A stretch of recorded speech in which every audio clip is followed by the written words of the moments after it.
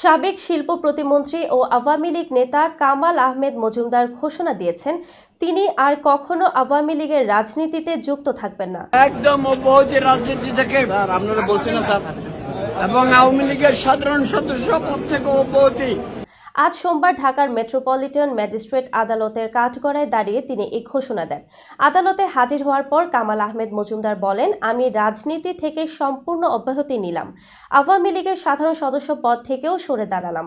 এদিন পুলিশ প্রহরায় কামাল আহমেদ মজুমদার সহ ৬ জনকে কারাগার থেকে আদালতে হাজির করা হয়। সকাল 10টার দিকে তাদের হাজতখানা থেকে আদালতের কাঠগড়ায় তোলা হয়। শুনানির এক পর্যায়ে কামাল আহমেদ মজুমদার কথা বলার অনুমতি চাইলে বিচারক অনুমতি দেন।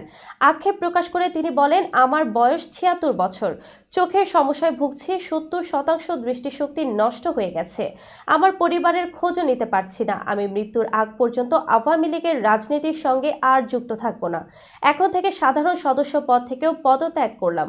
প্রসঙ্গত, গত 18 অক্টোবর রাজধানীর গুলশান এলাকা থেকে তাকে গ্রেফতার করা হয়। এরপর একাধিক মামলায় তাকে রিমান্ডে নিয়ে জিজ্ঞাসাবাদ করা হয়। বর্তমানে তিনি কারাগারে আটক রয়েছেন।